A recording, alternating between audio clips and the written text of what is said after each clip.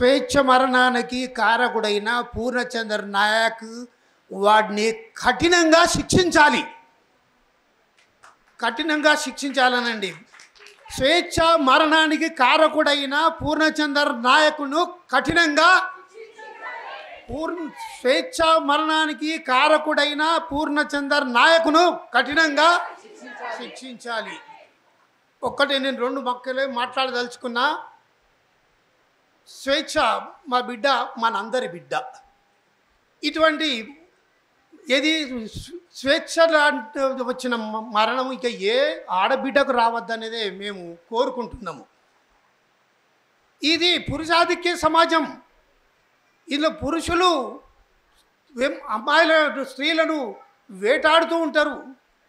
ఆ వేటలు వీళ్ళు మోసగాళ్ళు. వీడు పూర్ణచందర్ గాడు ఎంత మోసగాడు, ఇంకా ఎవడో ఉన్నాడో లేదో నాకు తెలియదు, కానీ వాడు పచ్చి మోసగాడు, దుర్మార్గుడు.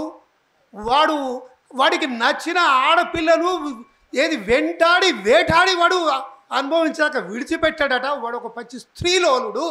నా బిడ్డ వెంట 3 ఏళ్ళు వెంటబడి ఆ బిడ్డని ఏంటంటే ఆవిడ ఏ విధంగా మాయ చేసిండో తెలియదు. కనుక ఏంటంటే వాడికి శిక్ష, వాడు జైలుకి వెళ్ళి బయటకు రాకుండా జీవితాంతం జైలుని పడి ఉండేటట్టు మనందరం కలిసి వాడికి శిక్ష పడేటట్టు చూడాలని చెప్పేసి నా కోరిక. నేను చెప్పేది అక్క చెల్లెళ్లకు అందరికీ కూడా ఏంటంటే విజ్ఞప్తి చేసేది, ఇటువంటి దుర్మార్గులు ఇప్పుడు సమాజంలో ఎక్కువైనరు. రోజు రోజు పేపర్లో చూస్తుంటే, టీవీలలో చూస్తుంటే ఇట్లా మరణాలు లెక్కలే కూడా జరుగుతున్నాయి. నాకు చాలా బాధ అనిపిస్తున్నది. ఎందు గురించి అంటే వీళ్ళు ఎందుకు ఇట్లా ఏది ఆత్మహత్యలు చేసుకుంటున్నారు అనేది అంటే కేవలం ఏంటంటే తప్పు పట్టుకోకండి. అక్క చెల్లెళ్ళు వాళ్ళు మగవాడు ఏదన్నా ఒక మాయ మాటలు చెప్పగానే చెల్లెళ్ళు ఒక్కళ్ళు మాయలు పడిపోతారు, వాడిని నమ్మేస్తారు. నమ్మద్దు.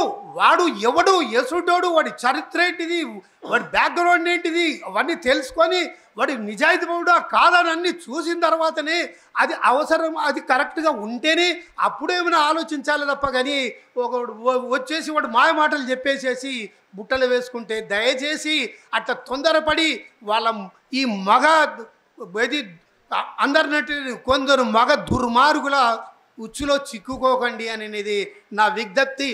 మన బిడ్డలాగా, స్వేచ్ఛ బిడ్డలాగా ఇంకా ఏ బిడ్డకు మరణం రాకూడదనేది నేను కోరుకుంటున్నా.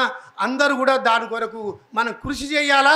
మనము మళ్ళీ మరో ఇంకా ఆడబిడ్డ ఆత్మహత్య చేసుకోకుండా మనం తగినంత మనం దానికి పాటుపడ చేసుకోకుండా చూడాలనేదే నా కోరిక.